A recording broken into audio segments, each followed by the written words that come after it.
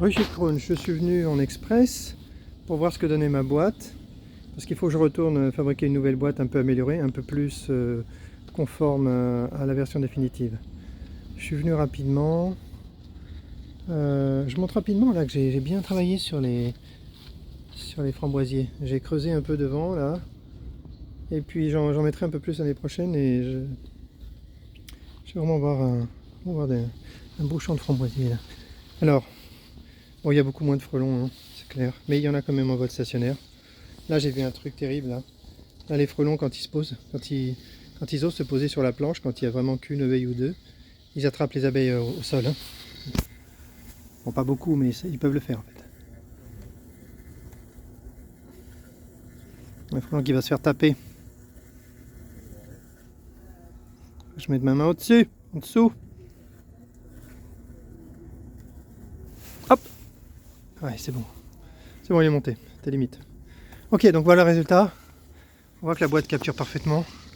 Il y a beaucoup trop de frelons dans le cône, donc effectivement, j'avais prévu de... C'est parce que c'est humide en fait, il glisse quand c'est humide. J'avais prévu de mettre des stries dans le modèle carré manufacturé. Donc là, j'ai laissé tomber le modèle carré. Je vais prendre un entonnoir et on collera à l'intérieur du scotch avec du tissu, du Chatterton, un truc comme ça qui fera que ce sera rugueux et que les frelons pourront monter facilement. Mais là on voit que la croix marche très bien parce que le frelon redescend mais il ne sort pas du cône. Donc c'est vraiment redoutablement efficace la croix. Hein.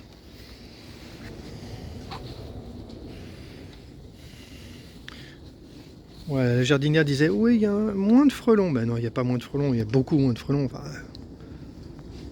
ok, c'est bien. Alors sinon, toujours par rapport au thème de la disparition des colonies, j'ai eu une discussion avec Christian, qui est lui un varéiste. C'est assez rare d'avoir des opinions de varéiste en fait. Il m'a dit qu'il ne perd pas son temps sur internet à discuter avec des dadentistes parce que ce sont des religieux et qu'il n'y a pas de discussion possible avec lui. Et il admet que Varé c'est une autre religion et que donc il n'y a pas d'œcuménisme possible. Donc moi je lui dis qu'il n'y a pas de problème parce que j'étais en train de créer une troisième religion.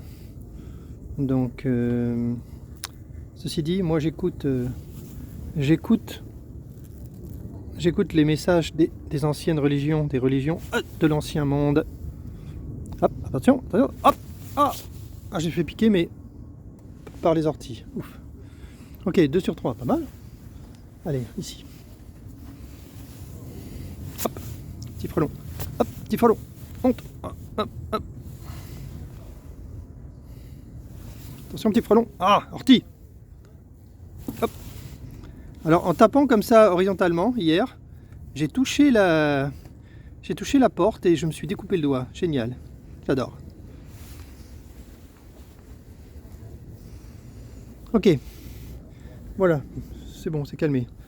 Donc, Christian, lui, m'expliquait que pour lui, la perte des colonies, c'était complètement normal et qu'il n'y avait pas à s'inquiéter parce que je récupère des essaimages et pour lui, les essaimages qu'on récupère, souvent, c'est pas des jeunes reines et bon, bah, elles périclitent. Donc lui, sa gestion des ruches n'a vraiment rien à voir avec d'Adam, c'est-à-dire qu'il a des varaies, bien sûr. Et la première année, il récolte pas, il laisse les abeilles créer, construisent un bloc entier. La seconde année, il récolte pas, les abeilles construisent un second bloc, et c'est seulement la troisième année qu'ils récupèrent du miel et en quantité modérée. Donc voilà Varé, hein. Voilà la différence de mentalité entre Varé et d'Adam. Alors d'Adam extrême étant 60 kg de miel sur une seule ruche, avec des méthodes de barbares. C'est-à-dire tuer les reines systématiquement tous les ans. Tous les 2 ans étant vraiment un maximum. Ça s'appelle la boucherie en fait. Allez, toi frelon, tu vas mourir. Hop. Voilà. Et toi là-bas, tu vas te faire taper. Parce que tu traînes autour de ma petite colonie en train de mourir. Ok, ils sont là, très gros, ils attrapent encore des abeilles. Hein. Ils viennent pour le sucre, mais je pense que par réflexe, ils attrapent les abeilles qui se présentent. Donc voilà, donc ici, ok, bon, ça capture bien. Les abeilles ne sortent pas, donc il faut que je retourne à la maison et que je fasse une autre boîte un peu plus précise. Donc ça respire par le haut, les frelons ne se sont pas accumulés sur la sortie. Ouais, ça roule, hein, c'est une affaire qui roule.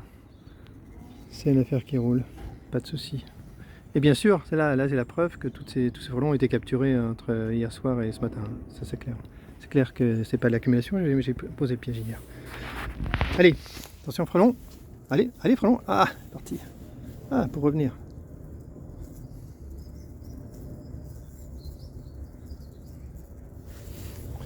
Bah, il faut pas que je tarde. Frelon KO.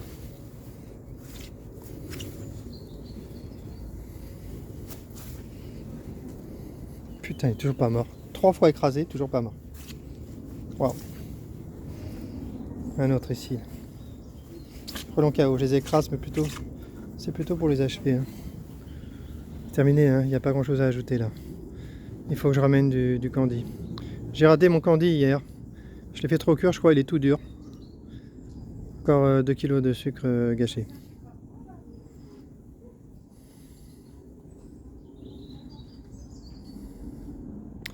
Allez, la journée passe incroyablement vite. Donc j'y retourne fabriquer la nouvelle boîte. Fin de la vidéo.